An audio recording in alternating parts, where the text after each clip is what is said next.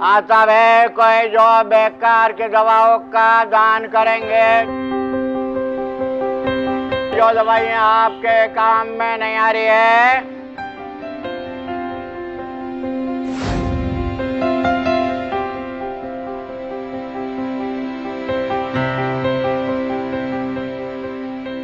आपके घर में दवाइयाँ बच जाती हैं तो आप क्या करते हैं? हो सकता है कि आप उसे डिस्पेंसरी पे वापस करके उसके पैसे ले लेते हो, लेकिन ऐसा कितनी बार होता है? अच्छा, क्या हो अगर कोई शख्स आपके घर आए और वो दवाइयाँ अपने पास ले जाए और उनको ऐसे जरूरतमंद हाथों में ले जाए, ऐसे जरूरतमंद लोगों तक ले जाए जो नहीं खरीद सकते हैं दवाइयाँ किसी भी कारणवश।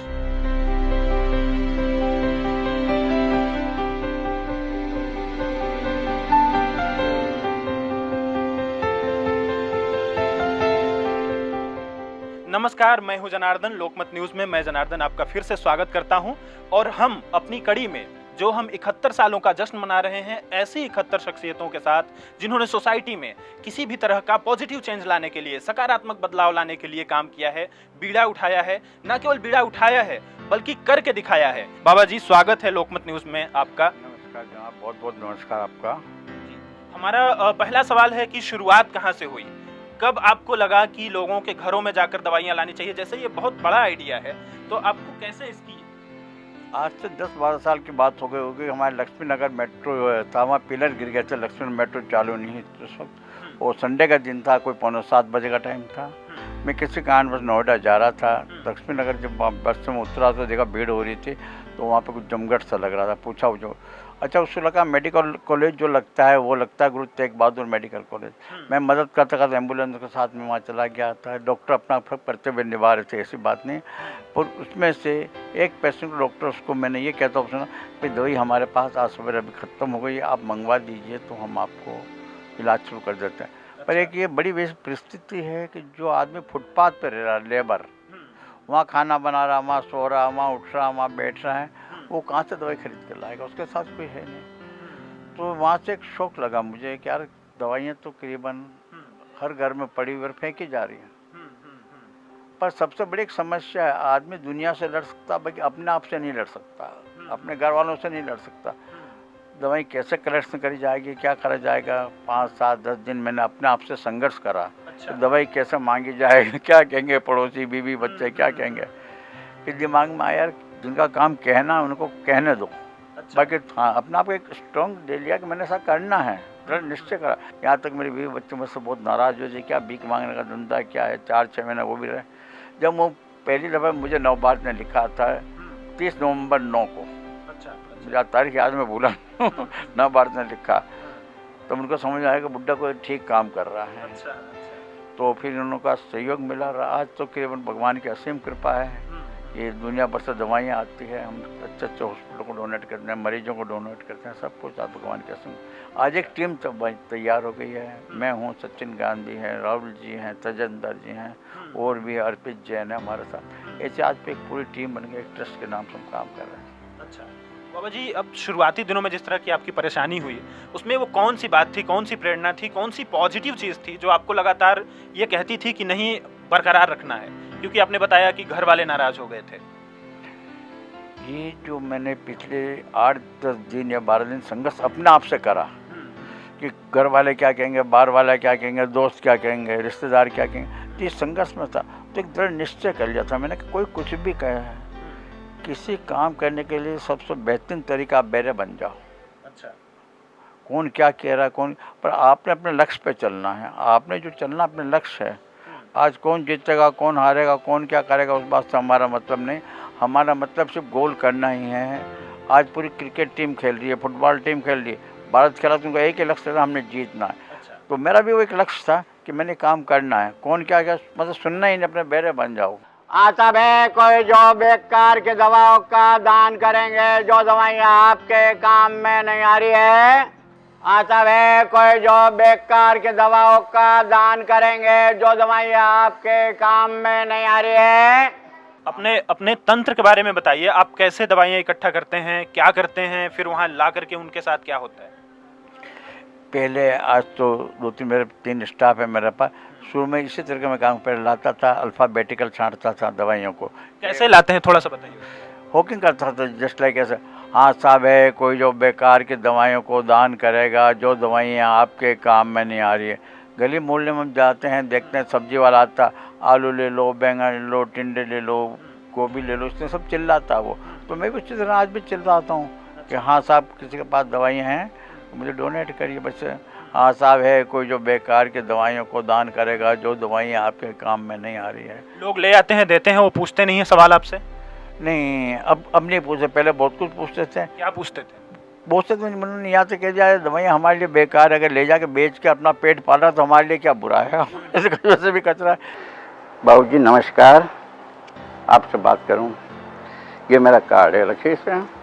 मैं यहाँ पीछे रहता हूँ, आपके पीछे, ठीक है। कोई भी गरीब असहाय मजबूर आदमी है 5-10 हज़ार की दवाई नहीं खर्चता, कुछ चिंता की बात नहीं, बुढ़ा है। ये इसके पत्ते पे मेरा यहाँ एड्रेस लिखा हुआ है, आप देख लीजिए। अच्छा, इसके अलावा ये नहीं कि दवाई मिली, hospital bed, oxygen cylinder, nebuliser, walker, जो भी चाहिए सब दाता करता है। और ये मैं आज से सर्विस नहीं करूँ, यहाँ पर 1 साल हुआ मुझे किराएदार में आते हुए, मैं 11-12 साल से करूँ। अगर आप बिल्कुल गरीब हैं तो आपको बिल्कुल फ्री मिल जाएगी।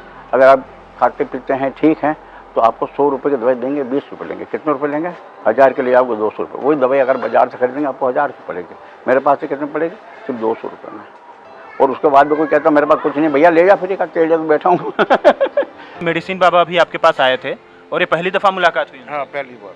अच्छा, तो इन्होंने जो बातें आपको बताई उनमें से आपको क्या बातें लगी, क्या कर रहे हैं? ये समाज सेवा बहुत अच्छी लगी, हमें पता नहीं था। मेरे को 60-70 टैबलेट थी जो मैंने फेंकी हैं। कौन सी दवाइयाँ दी बाबा जी को? बुखार की और हाथ पैर दर्द की। अच्छा, आपको कहाँ से मिली थी ये दवाइयाँ? मैं केमिस्ट्री से लाई थी। अच्छा अच्छा, अब आप इसका यूज नहीं कर पा रही हैं तो आप इनको हाँ जी दे रही हूँ। आप कैसे जानती हैं बाबा जी को पहले से, या अभी आपने अभी अचानक उनको सुन के आपको? नहीं, ये आते रहते हैं ना, अच्छा, तो जानते हैं। तो आप जानते हैं, तो आप लोग रखते हैं दवाइयाँ इस तरह से कि जब वो आएंगे तो उनको दे देंगे? हाँ जी, अच्छा, ऐसे रखते। काफ़ी आदमियों की सेवा करते हैं इसी चक्कर से कि भाई ये दवाई हम किसी और से लेके किसी गरीब आदमी को दान करें। आपने कौन सी दवाइयाँ दी बाबा जी? घर में रखी हुई थी, पहले से रखी हुई दवाइयाँ? हाँ जी। आप बाबा जी को पहले से जानते हैं, दवाई इकट्ठा करके रखते हैं, या अभी सुन के आप आए? नहीं, अभी सुन के आए हैं। आपने कौन कौन सी दवाइयाँ दी बाबा जी को? ये सांस फूलने वाली दवाई दी है, पेशाब वाली दी है, अच्छा हार्ट की दी है। अच्छा, तो ये दवाइयाँ आपके पास पड़ी हुई थी और यूज नहीं हो रही थी, तो आप? मैं देसी इलाज करवा रहा हूँ, मेरे पास वैसे इंग्लिश की पड़ी थी। अच्छा अच्छा, हाँ, इसलिए मैंने फालतू थी वो दे दी इनको। आज हम जाते हैं कॉलोनी में, वीआईपी में जाते हैं, मैं चौकीदार डांट के भगा जाता है, यहाँ साफ सो रहे हैं, यहाँ मत चिल्लाओ, आगे चले जाओगे। पर आज हमने सबसे बड़ी एक चीज़ से ये सीखा है कि अगर आपको काम करना है तो बेरा बन के करना है। अगर आपको वहाँ से किसी ने कुछ बोल दिया नेगेटिव या पॉजिटिव, आप आगे बढ़ते रहो। आप इससे नेगेटिव बोलोगे, आप उससे बहस करोगे या डिस्कस करोगे, आप अपने दिमाग को डिस्टर्ब करोगे। इसलिए आपने हमेशा जो काम करना है चुपचाप अपना काम करते रहो। तो यही जो पॉजिटिविटी है, इसी पॉजिटिविटी को हम ढूंढ रहे हैं, और आज़ादी के 71 सालों में हम ऐसे लोगों को ढूंढ रहे हैं जो अपने दम पर, जिन्होंने अपने दम पर इस तरह का कारवां आगे बढ़ाया है। हम बाबा जी से आगे की बात करते हैं। बाबा जी, अगर आपको दवाइयाँ मिल जाती हैं, आ जाती हैं, उसके बाद लोगों को देने की क्या प्रक्रिया होती है? क्योंकि दवाई एक संवेदनशील मसला है। अगर कोई दवाई, हम बार बार सुनते हैं कि रिएक्शन कर गई, अगर दवाई कोई अगर किसी को कोई ऐसी दवाई जो है नहीं काम करती है, तो ऐसी स्थिति से बचने के लिए आप क्या करते हैं? आज भगवान की बहुत बहुत कृपा है कि ऐसा 12 साल के अंदर कुछ नहीं हुआ।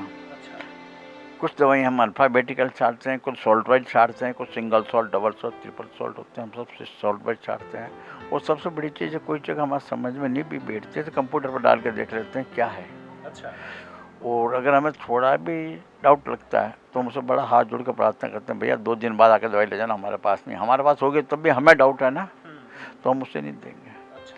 क्योंकि मेडिकल लाइन के अंदर एक ख़ास चीज़ है कि डाउट चीज़ को वापस अगेन रिपीट। डॉक्टरों के टेस्ट पे डाउट होता तो ये नहीं कहता डाउट ये चला लो, नहीं कहेगा, वो कहता रिपीट करो इसको, कि अस्तित्व पोजीशन आए तो ऐसा में कोई भी डाउट हम रिपीट कर देते हैं। जो लोग आते हैं आपके पास दवाई लेने, आपके पास डिस्पेंसरी है अपनी, तो उनको किस आधार पर दवाई देते हैं? नहीं, हमारा कोई आधार ही नहीं है। डॉक्टर प्रिस्क्रिप्शन लाता है, उसके पर्चे में देखा क्या क्या दवाई लिखी, जो हमारे पास होते हम देते हैं, पर्चे की फोटो कॉपी विथ उसके सिग्नेचर ले लेते हैं। अच्छा। क्या हम receive free of cost this medicine, बस यार डॉक्टर के पर्ची पर देते हैं हम, अपनी मर्जी से कुछ नहीं देते हैं किसी कोई भी दवाई। आप यहाँ दवाई लेने आए हैं? हाँ जी। अच्छा, आपको कैसे पता लगा यहाँ के बारे में? पहले वहाँ मिलती थी ना, दाल मिल रोड के पास था इनका। अच्छा अच्छा, तो आप पहले से जानते हैं मेडिसिन बाबा को? हाँ जी। अच्छा, तो आपको जो दवाई की कभी ज़रूरत होती है तो आप डॉक्टर से प्रिस्क्रिप्शन लेकर के यहाँ आते हैं? हाँ जी। किसी दवाई के दुकान पे नहीं जाते हैं? नहीं, क्यों? बहुत महंगी दवाई होती है। बाहर की दवाइयाँ बहुत महंगी हैं, मेडिसिन बाबा आपको सस्ते में देते हैं। हाँ। यह जो आंदोलन करीब आप एक चला रहे हैं और करीब 10 साल हो गए हैं, तो अब ये आंदोलन कहाँ तक पहुँचा है और कितने? अब तो ये 1 मिनट बहुत ज़्यादा बढ़ चुका है। दून नाम की एक संस्था है देहरादून के अंदर, वो मेरी तरह काम कर रही है, मेडिसिन बाबा के नाम से काम कर रही है और वो बहुत अच्छा काम कर रही है। उनके पास फंड वगैरह, एजुकेटेड पर्सन डॉक्टर उनको बहुत ज़्यादा सपोर्ट कर रहे हैं, तो वहाँ बहुत अच्छा काम चल रहा है। और कई जगह हमको लोग ब्रांचेस खोल रहे हैं। हमारा एक सेंटर तिलक नगर में, वहाँ पे भी चल रहा है। बाकी मेन सेंटर यही है। इसके जो लाभार्थी हैं वो किस तरह के होते हैं? क्या आप उन्हें दवाइयाँ बिल्कुल मुफ्त देते हैं जो लोग आपके पास आते हैं, या उनसे कुछ पैसे भी लेते हैं? नहीं, बहुत साफ सी बात है कि लाभार्थी जो हैं हम उनको दवाइयाँ बिल्कुल मुफ्त देते हैं, जो बिल्कुल असहाय मजबूर होते हैं। अच्छा। उनको बिल्कुल मुफ्त देते हैं। जो देने वाला है तो हम डोनेशन बॉक्स में डलवा लेते हैं, जो उसकी श्रद्धा है डाल दें। अभी आपसे जो है बातचीत में बता रहे थे लोग कि आपके पास बाहर से दवाइयाँ आने लगी हैं, कई दूसरे देशों से दवाइयाँ आ रही हैं। ये किस तरह का जो है आपके साथ अभी चलन चला हुआ है? नहीं, क्योंकि मुझे आज विश्व के 80 देश लिख चुके हैं, 1-2 देश नहीं लिख चुके हैं, तो विश्व के 80 देश लिखे तो हर जगह से मेरे पास दवाइयाँ आती है। अब फ्रांस की आ जाती है, कोरियन, वियतनाम वगैरह के जो बाहर की दवाइयाँ आती है उनमें अपनी लैंग्वेज में आती है, हमें डस्टबिन में डालने पड़ते हैं, इंसिनेटर को देना पड़ता है, क्यों हम उसे पढ़ नहीं सकते। कोई डॉक्टर उसे जानता नहीं कौन सी लैंग्वेज में। अच्छा। और उसके ऊपर सॉल्ट अपनी भाषा में। आज जिसके ऊपर इंग्लिश में इंस्क्रिप्शन है, अरब की दवाइयाँ आती है, पर उसके साथ क्या अरबी के साथ साथ इंग्लिश इस्तेमाल करते हैं लोग। अच्छा। अरब वाला, हाँ। बाकी जो है कोरिया है, वियतनाम है, फ्रांस, ये अपनी भाषा का इस्तेमाल करते हैं। कुछ लोग यहाँ कोरियर से दवाइयाँ भेजते हैं, जैसे अच्छा, कोरियर से भी दवाइयाँ आती हैं? जी। हाँ। जैसे कि ये कोरियर मेडिसिन बाबा के लिए किसी ने अपने फ्रेंड से, सर्कल से या कहीं से कलेक्ट किया है, ये दवाई है, और कोरियर आते हैं। इस तरह से लोग अपने नियर बाय लोकेलिटी में कलेक्ट कर लेते हैं। फ्रेंड को दिखाइए जरा क्या दवाइयाँ जी सर, जी बताते हैं।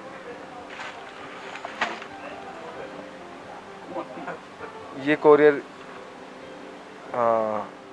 चंद्रा डेंटल केयर से कोरियर आया है। ये है, ये साउथ का है जी। अच्छा। साउथ इंडिया से आया है, इसमें पूरा एड्रेस नहीं है। हाँ। लेकिन इससे लिखा है। और क्या दवाइयाँ भेजी इन्होंने दवाइयाँ भेजी हैं।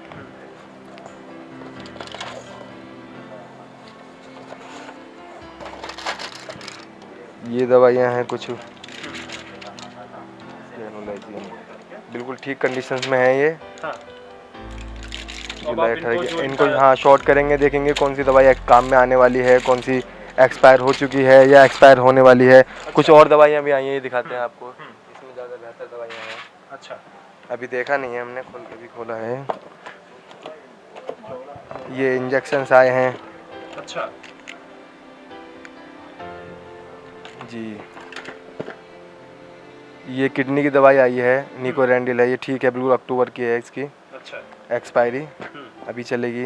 ये इंजेक्शन है वीटाफोल। अच्छा। वीटकोल। और जी ठीक है। तो ये मल्टीविटामिन्स हैं, काफ़ी अच्छी कंडीशंस में देख सकते हैं आप। हाँ। किसी ने खरीद कर भेजे हो सकते हैं। अच्छा। और हाँ, खरीद कर भी लोग भेज देते हैं, डोनेट करते हैं बाबा जी की सेवा देखकर। तो उसी तरह से हम भी लोगों को सेवा में दे देते हैं जो हमारे पास आते हैं। ठीक है, तो अब आप इनको कलेक्ट करके जो इनका स्लैब होगा वहाँ पे आप इन्हें लगा देंगे, एक्सपायरी इन सब चीज़ों को चेक कर। बिल्कुल सर। अच्छा, फिर ये डॉक्टर हम बाबा जी को बताएंगे कि बाबा जी इसी तरह की इतनी दवाइयाँ हो चुकी हैं। अच्छा। हाँ, और फिर हम कॉल करेंगे नियर बाय जहाँ इनको ज़रूरत होगी। अच्छा। और कुछ पेशेंट्स रेगुलर्स भी हैं हमारे पास। हाँ। तो उनके भी हम कॉल करके बोल देते हैं कि आपकी दवाई आ चुकी है, ले जाइए। अच्छा। इस तरह से भी करते हैं हम। आपके पास ऐसी भी दवाइयाँ आ जा रही हैं जिनकी भाषा नहीं पड़ी नहीं पढ़ी नहीं, उसका सॉल्ट देख तो वो पता पड़ जाता। जो लैंग्वेज फिगर कोई भी बनता है ना, तो इंग्लिश में लिखता हूँ वो। इंग्लिश में 500 ग्राम 500 mg, वो एक समझ में बैठ जाता है। उसके बाद जनरली का क्या है क्या नहीं, हम उसे कैसे यूज़ कर लेंगे।